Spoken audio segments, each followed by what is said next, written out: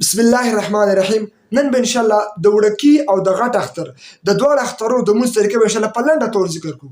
خو اول به د عرفې باره کې یو حدیث درته وایم. عرفې ته عرفه ځکه وایي دا ډېره عزتمنده ورځ ده، ډېر د خیر ورځ ده چې ابراهیم علیه السلام په دې کې خوب لیدلی و چې اسماعیل علیه السلام علالۍ دوه مورې په خوب کې کتلی و، نو ځکه ورته عرفه ویل کېږي. بل امام بحقي رحمه الله حدیث ذکر کړی دی د عایشې رضی الله تعالی عنها. عایشه فرمایي چې ای مسروقه، رسول الله صلی الله علیه وسلم د عرفې په ورځ به چا روزه نیوله، نبي علیه السلام دا داسې ګڼله لکه د انسان چې زر روزې نیولي. سبحان الله، یوه روزه نیول نو دا داسې لکه زر روزې دي چې دا دومره غوره او ښایسته روزه ده د عرفې د ورځې وه. او بل حدیث امام مسلم رحم الله ذکر کړی ده. امام مسلم رحم الله فرمایي، هغه روایت راوړی ده، دا ابو هريره نقل ده او جابر نه هم نور راویان هم نقل ده. امام مسلم رحم الله حدیث راوړی ده چې رسول الله صلی الله علیه وسلم فرمایي دي هر چا چې د عرفې یوه روزه ونیوله نو دا داسې ده چې د دې انسان د تیر کال او د راتلونکي د دواړو کالونو ګناهونه به الله معاف کړي. ټول ګناهونه د انسان الله معاف کړي. نو د عرفې ورځ دومره غوره د عزتمندو. الله دې موږ تاسو توفیق راکړي. اوس راځو خپل موضوع ته چې هغه د مونځ کولو طریقه ده. دا خبرې ځکه عزتمندو، وړوکی اختر او غټ اختر د دواړو مونځ یو رقم ده. صحیح شو؟ دا طریقه چې کومه زه ښیم دا د غټ او د وړکي دواړو اختر د مونځ طریقه ده. د وړکي اختر او د غټ اختر دواړو مونځونه چې دي دا واجب دي. چې دي واجب دي. نو چې کله تاسو مونځ کوئ نو د اختر مونځ کولو نه مخکې تاسو اول 11 خبرې زده کړئ. څو خبرې زده کړئ؟ 11 خبرې زده کړئ. دغه 11 آداب دي لپاره د مانځه د اختر د مونځو. اول دا خبرې زده کړئ تاسو چې کله د اختر مانځه ته ځئ، یو تاسو به غسل وکړئ کور کې، نو دا آداب دي لپاره د مانځه. دوم مسواک به ووهئ، خوله به پاکه، غاښونه به پاک کړئ. که مسواک یا ټوت پیسټ یا ګنداسه څوک ووهي مشکل نشته، غاښونه پاکېږي، خو افضل مسواک ده. درېیمه خبره دا ده چې کوم کالي جامې تاسو سره دي په دې کالو کې جامو کې هغه پاک جامې به راواخلئ، او که نوي کالي دي کړي خو دا خو لا غوره خبره ده. څلورمه خبره دا ده چې تاسو به ګوره عطر ولګوئ. او د درېیمه خبره کې دا خبر هم ضمناً شته چې که تاسو ښایسته او پاک او نوي کالي اغوندئ، خو داسې کالي به ځان ته نه کوئ او داسې کالي به نه اغوندئ سړیان او ماشومان هلکان چې هغه د ورېښمونو نه جوړ وي، او داسې کالي به هم نه اغوندئ، سړی به داسې کالي نه اغوندي چې هغه د ښځو سره مشابه سي. ښه، نو څلورمه خبره دا عطر به ولګوئ. پنځمه خبره دا ده په عیدګاه ته به ځئ او عیدګاه کې به مونځ کوئ. دا غوره کار ده په عیدګاه کې مونځ کول. او د اختر مونځ ته چې کله تاسو عیدګاه ته ځئ نو کوشش وکړئ چې پیدل لاړ سئ، پیدل مزل وکړئ او عیدګاه ته لاړ سئ، نو دا ډېره غوره خبره ده. ښه، د اختر مانځه نه مخکې امام لګیا د خطبه کې اختر مانځه نه مخکې نفل مونځ به نه کوې. چې به نه کوې نفل، بس امام لګیا د بیان کې بیان واوره او نفل مونځ به هلته عیدګاه کې نه کوې. که څوک نفل مونځ کوي دا ښه کار نه کوي، سنت خلاف عمل ده، شریعت خلاف عمل ده. نفل به د اختر مانځه نه مخکې نه کوي د اختر په ورځ باندې. ښه، که وروسته کور ته راشي بیا اختر مانځه نه بعد بیا وروسته نفل کوی شي، جایز مشکل نشته.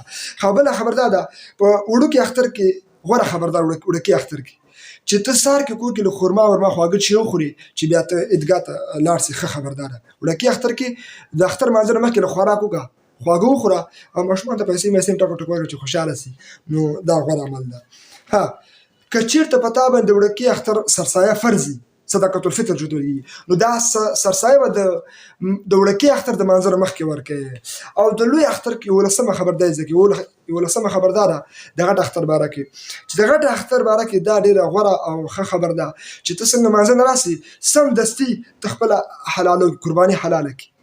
قرباني چې حلاله کړه تر دې قرباني پورې ته روزه ونیسي او د همدې قرباني په غوښه باندې ته روزه ماته کړي. دا ډېره غوره کار ده په غټ اختر کې. ښه، وړوکي اختر کې به سهار کې خوراک کوي او په غټ اختر کې به تر مانځه پورې چې خوراک ونه کړي او بیا خوراک د قرباني غوښه نه وکړي، نو دا ډېر مستحب طریقه ده. او که څوک سهار کې چای وڅښي ګناهګار نه ده ګوره. ښه، مستحب طریقه مانځه ده. اوس راځو د اختر مانځه ته. د اختر مونځ به څنګه کوئ عزتمند؟ د اختر مونځ به دا رقم کوئ چې دا 2 رکعات ده او واجب ده. نو بس نیت به وکړئ په زړه کې، په زړه کې چې نیت وکړئ بس دا نیت کافي نه دي چې وکړو بس الله اکبر به وکړئ، پوه شوې، لاسونه به جګ کړئ غوږونو پورې. الله اکبر چې کله وکړو نو امام او مقتدیان ټول به لاسونه جګ کړي، چې کله لاسونه جګ کړي تر غوږو پورې نو بیا لاسونه به کښته کړي په اول رکعت کې، نو لاسونه به وتړئ او مقتدي به سبحانک اللهم وبحمدک وتبارک اسمک وتعالی جدک ولا اله غیرک پورې ووایي. چې ولا اله غیرک پورې دې ویلې نو بیا به امام راولګي، لا امام بیا الله اکبر وکړي. چې امام الله اکبر وکړو نو مقتدیان به هم الله اکبر کوي. څه شو؟ لاسونه به غوږو پورې جګ کړي یو وارې، بیا به لاسونه کښته کړي پرېږدي، بیا به امام بیا الله اکبر وکړي، بیا به تاسو لاسونه جګ کړئ تر غوږو پورې 2 وارې شو.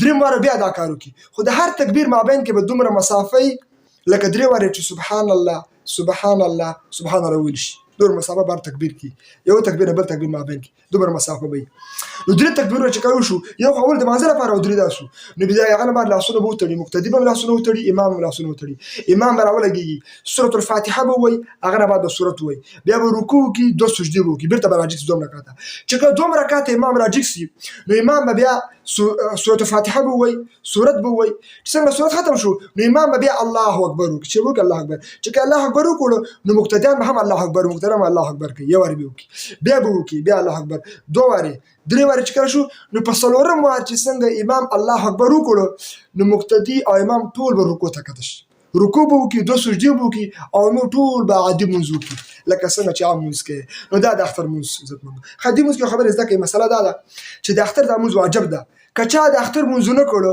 نو د انسان ګناګار ده الله بدونه پښتنه کوي ځکه واجب ترک کړو که څوک مسافري نو مسافر باندې اختر مونځ نشته مسافر باندې قرباني نشته مسافر باندې اختر مونځ نشته بل مسله دا ځکه ځنمندو د غټ اختر په ورځ وړکې اختر په ورځ باندې ګور اکثر خلک دا کار کوي چې وسته پرې ده خطبه پرې په مانځه کې د اختر مونځ چې کړو د غټ اختر مونځ وکړو نو اختر بعد خطبه د خطبه ته کېنه دی الله باندې خطبه نه ورزيته خطبه چې پرې خو دا خو ځان د ګناګار کړو دا خو د شریعت خلاف عمل ده چې مونږ یو عمل ته بکینه بس امام راولګي تکبیرات بشروع کی الله اکبر لا اله الا الله والله اکبر ولله الحمد دا تکبیرات مولا امام به خطبه وي خطبه به واري خطبه نه بعد بیا جګیږي ګور مخکې باندې کسو جګیږي یا د خطبه کې خبرې کوي نو دا د شریعت خلاف عمل ده تکبیرونه د تشریک تکبیرونه بارے ځان کوي کې عزت مندو دغه تکبیرونه چې کوم د ځکه زیرته مو د مخکې مولوی بیان دا وایم دا تکبیرونه په وړکې اختر کې مو په غټ اختر کې مو خو وخت یې ځکه وړکې اختر کې صرف دا په وخت کې ویل کېږي